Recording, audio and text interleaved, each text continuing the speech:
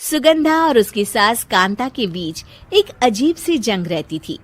ये जंग थी किचन में कौन ज्यादा अच्छा काम करेगा और घर के सदस्यों के दिल जीतेगा।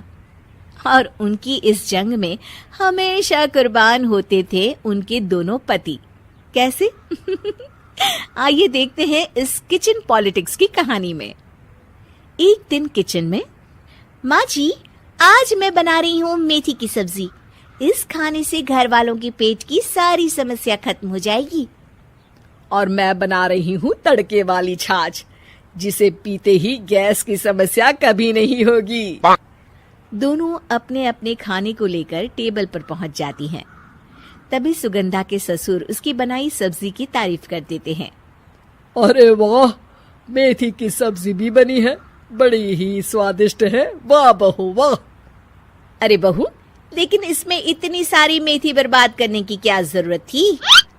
देखिए माँ जी, ये तो वो मेथी है जो आप रात में भिगोकर सुबह उसका पानी पीती हैं, और जो मेथी फेंक देती हैं उसी से मैंने ये सब्जी बनाई है। अरे वाह बहू, तुमने तो बड़ा ही समझदारी का काम किया। बस अब क्या था, कांता जी का तो मानो ये सुनकर खून ही सूख गया। वो फैसला कर लेती है कि किसी भी तरह वो अपने खाने की तारीफ लेकर ही रहेगी और सुगंधा को किचन में उसकी कमियां गिनाएगी। कांता फ्रिज खोलकर देख रही होती है और फिर सुगंधा से कहती है, अरे बहू, ये क्या, पूरा फ्रिज गंदा पड़ा है। तभी वहाँ सुगंधा का पति आ जाता है। वो सुगंधा को डांट कर कहता है, सुगंधा, तुम्हें कितनी बार कह रखा है कि वायरस फैल रहा है, साफ सफाई का पूरा ख्याल रखना है, लेकिन तुम किचन में इतनी गंदगी रखोगी तो कैसे चलेगा। सुगंधा सास की तरफ देखती है जहाँ वो मुस्कुरा रही होती है। सुगंधा समझ जाती है कि सास ने उससे बदला लेने के लिए ये सब किया है। दोनों रात के खाने की तैयारी में लग जाती हैं। दोनों ना एक दूसरे की तरफ देखती हैं और ना ही एक दूसरे से बातें करती हैं। रात को खाने की टेबल पर एक एक कर दोनों कई तरह के अलग अलग व्यंजन टेबल पर लगा देती हैं और अपने अपने पति के पास जाकर खड़ी हो जाती हैं। अरे खाइए जी खाइए, मैंने बड़ी मेहनत से बनाया है। प्लेट में वो खाना डालती हैं। सुगंधा भी दोनों की प्लेट में खाना डालते हुए कहती है, बड़ी ही मेहनत लगी है इस खाने को बनाने में। हाँ, दोनों को ना चाहते हुए भी सारा खाना खाना पड़ता है। कहीं दही तो कहीं मलाई तो कहीं मसाला। और इन सब के बाद दोनों बड़ी ही मुश्किल से अपने कमरे में सोने जाते हैं। लेकिन अगली सुबह सुगंधा का पति चिल्ला रहा होता है, हाय रे हाय, मेरा तो पेट खराब हो गया। हाय माँ, बहुत दर्द हो रहा है। तो वहीं कांता के कमरे से भी कुछ ऐसी ही आवाज आने लगती है।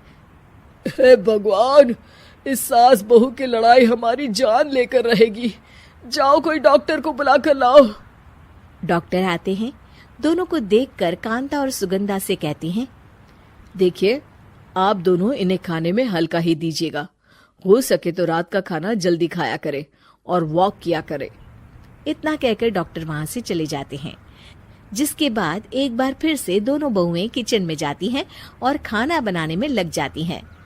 रात में खाने के टेबल पर दोनों एक बार फिर से खाना लगाने लगती है। पापा जी, मैंने ये पतली मूंग की दाल की खिचड़ी के साथ ये पापड़ और पुदीने की चटनी भी बनाई है। अरे बहू, अभी अभी बेचारे पेट की बीमारी से गुजरे हैं। इतना भारी खाना तो डॉक्टर ने भी मना किया है ना। देखिए, मैंने आप दोनों के लिए सूप बनाया है। और दोनों उन लोगों की प्लेट में खाना डालने लगती हैं। तभी दोनों एक साथ बोल पड़ते हैं, बस करो, हमें माफ करो। हमें नहीं खाना इस घर में, ना खिचड़ी और ना ही सूप। हम इंसान हैं, एक वक्त में एक ही खाना खा सकते हैं। बस करो, हमें माफ करो। हमें नहीं खाना इस घर में, ना खिचड़ी और ना ही सूप।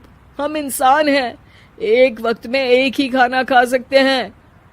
इतना कहकर वो दोनों वहां से चले जाते हैं। कहानी का अंत। आप लोग उम्मीद कर रहे होंगे कि अंत में सब ठीक हो जाएगा। नहीं जनाब, अगर सास बहू के बीच सब ठीक हो जाए तो आप ये सीरीज देखे ही क्यों? तो मजा लीजिए इस चैनल में सास बहू से जुड़ी कहानियों का, क्योंकि ये ऐसा रिश्ता है जिसकी मिठास उसकी खटास में हमेशा ज्यादा ही रहती है।